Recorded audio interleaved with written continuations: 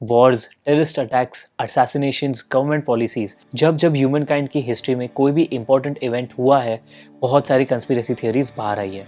लेकिन conspiracy theories का काम ये नहीं होता है कि वो कंज्यूमर को सच या झूठ बताए, लेकिन उनका असली काम ये होता है कि वो हमें किसी भी इवेंट के ग्रे एरिया के बारे में बताए। एक एंशिएंट सिविलाइजेशन होने की वजह से even India has a lot of conspiracy theories, one of them being Ashoka the great की कंस्पिरेसी थियरी। तो कहानी की शुरुआत कुछ इस तरीके से होती है कि मौर्य एम्पायर और कलिंगा एम्पायर के बीच में एक युद्ध हुआ था, और युद्ध में चाहे किसी की भी जीत हो या किसी की भी हार हो, लेकिन एक नतीजा तो निश्चित होता है, वो है डिस्ट्रक्शन। तो ऐसा माना जाता है कि कलिंगा वॉर का आफ्टरमैथ इतना ज्यादा खराब था कि उसे देखकर अशोका ने बुद्धिज्म को एक्सेप्ट कर लिया और वॉर नाम के इस वर्ड को त्याग दिया।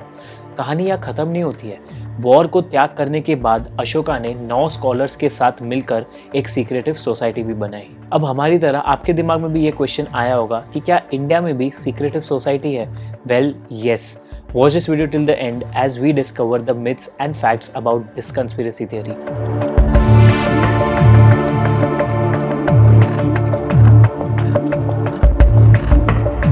इंडिया हमेशा से एक ऐसी कंट्री रही है जहाँ पर कई सारे लेजेंड्स ने जन्म लिया है, जहाँ मैजिक, स्पिरिचुअलिटी, मिस्टिसिज्म को एक अलग जगह दी जाती है। यूँ तो कई सारी आइडियोलॉजीज को साइंटिफिक बैकिंग मिलती है, लेकिन जिन आइडियोलॉजीज को साइंटिफिक बैकिंग नहीं मिलती है उनको हमने मिथ करार दिया है। और ऐसा ही एक मिथ आज भी रिवॉल्व करता है with the name of 9 unknown man. आपने इल्यूमिनाटी, प्रायोरी ऑफ साइन, ऑपोस देई जैसे सीक्रेट सोसाइटी का नाम तो सुना ही होगा, लेकिन क्या आपको पता है इन सब से भी पहले इंडिया में एक सीक्रेट सोसाइटी हुआ करती थी known as the 9 unknown man. और ये सिर्फ इंडिया की नहीं, लेकिन पूरे दुनिया की one of the oldest secret societies में से एक है। इन 9 लोगों को चुनने के बाद उनको अपने respective area of study allot की गई, जहाँ पर उनको अपने नॉलेज को प्रिजर्व, रिवाइज और अपडेट करने की रिस्पॉन्सिबिलिटी दी गई। लेकिन कहानी में एक ट्विस्ट था कि इनको ये सारा काम एकदम सीक्रेसी से करना है, बिना अपनी आइडेंटिटी रिवील किए। They used to behave like monks, promoting the idea of Buddhism while they did the research and collected the information. उनको ये भी कहा गया कि इन केस अगर वो रिटायर हो जाए या फिर उनकी मौत हो जाए तो उनके सक्सेसर उनकी इस रिसर्च को आगे बढ़ाएंगे। एक कंडीशन ऐसी भी रखी गई कि एट अ टाइम इस सोसाइटी में सिर्फ 9 लोग हो गए, ना 9 से ज़्यादा ना ही 9 से कम, और ये दुनिया के किसी भी कोने से हो सकते हैं।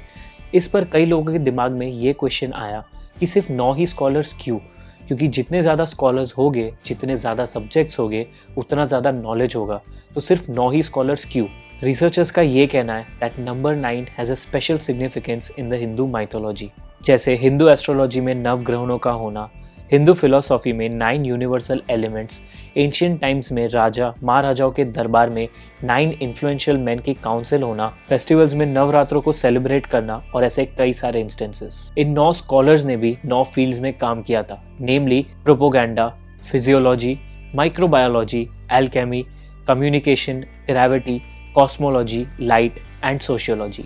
These 9 men were supposed to work unitedly for one objective, that is to protect their study at all cost and make sure कि कोई भी powerful idea या knowledge किन्हीं गलत हाथों में ना पड़े। ऐसा भी माना जाता है that when the time is right and India is ready to accept the change and become progressive, ये studies को reveal किया जाएगा।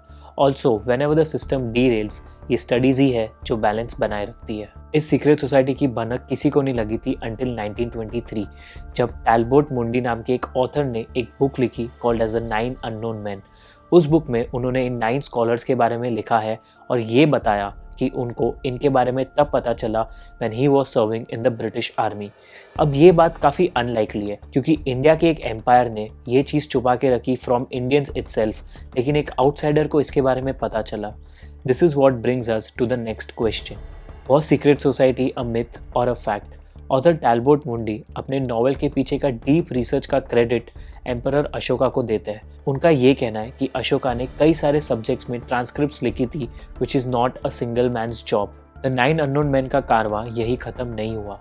उसके बाद Louis Pauwels and Jacques Bergier ने एक बुक लिखी called as the morning magicians, जिसके अंदर उन्होंने एक इंटरेस्टिंग स्टोरी बताकर ये क्लेम किया कि पॉप सिल्वेस्टर 2 इन 9 लोगों से ऑलरेडी मिल चुके थे, और उनको मिलने के बाद जब वो रिटर्न आए तो उनके पास कई सारे वियर्ड गैजेट्स थे। उन्हीं गैजेट्स में से थी एक doll called as the bronze doll. ये एक ऐसी डॉल थी कि जब हम उसको सवाल पूछते तो वो सिर्फ हाँ या ना में जवाब देती। और जब एलिजिडली उन्होंने ये सोचा कि वो इसके बारे में सबको बताएंगे, he died in a mysterious death. उसके बाद ईयर 1954 में एक जर्नल में ये लिखा गया था कि सिल्वेस्टर पॉप ने इंडिया से जो डॉल लाई थी that was programmed using the binary number just like any other electronic machine in the modern world, and that was possibly the first use of AI. Theory सिर्फ यहाँ पर ख़त्म नहीं होती है। कुछ टाइम बाद एक स्विस फिजिशियन अलेक्जेंड्रा यर्सन की कहानी बाहर आई। Alexandra was a colleague of Louis Pasteur and Haffkine, the man who introduced the vaccination of cholera. Alexandra ने ये भी क्लेम किया that when he was in India और cholera अपने पीक पर था, उस वक्त वो one of the 9 scholars को मिले थे और उन्होंने उनको वैक्सीनेशन बनाने की तरकीब बताई। कई बार ऐसा भी सुनने में आया है that the modern world scientists like Jagdish Bose was one of the strong believers of this society and was also a member. Now the real question is कि अगर इंडिया में सही में ऐसी 9 लोगों की एक सोसाइटी है तो उन्होंने कभी भी डेथ एक्सप्लॉयटेशन, ब्रिटिशर्स और ना जाने कितने सारी चीज़ों से इंडिया को क्यों नहीं बचाया? क्या उनको सही में सिर्फ एक टास्क दिया गया था कि उनको अपनी स्टडी को प्रोटेक्ट करना है और उसको पब्लिक के सामने नहीं आने देना है? और क्या आज भी उनके सक्सेसर्स हमारे बीच है और are you one of them? I guess ये सब के जवाब हमको शायद ही कभी मिलेंगे। इन अनदर मिथिकल आइडिया ऐसा भी माना जाता है कि pop Sylvester II, doctor Vikram Sarabhai, doctor APJ Abdul Kalam, sir Isaac Newton and Albert Einstein भी इस सोसाइटी के पार्ट रह चुके हैं और इन्होंने सीक्रेट नॉलेज के कुछ स्निपेट्स यूज़ किए दुनिया के एडवांसमेंट के लिए। और अगर आप ध्यान से इन नामों को देखो तो ये वो सारे नाम हैं जिन्होंने कोई ना कोई डिस्कवरीज की है। I guess in the end हमें ये कभी पता नहीं चल पाएगा कि ऐसी सीक्रेटिव सोसाइटी इंडिया में कभी एग्जिस्ट करती थी या नहीं। आपकी फेवरेट इंडियन कंस्पिरेसी थ्योरी कौन सी है? Do let us know in the comments, and if you want to know more such conspiracy theories then do not forget to hit on the subscribe button and like this video.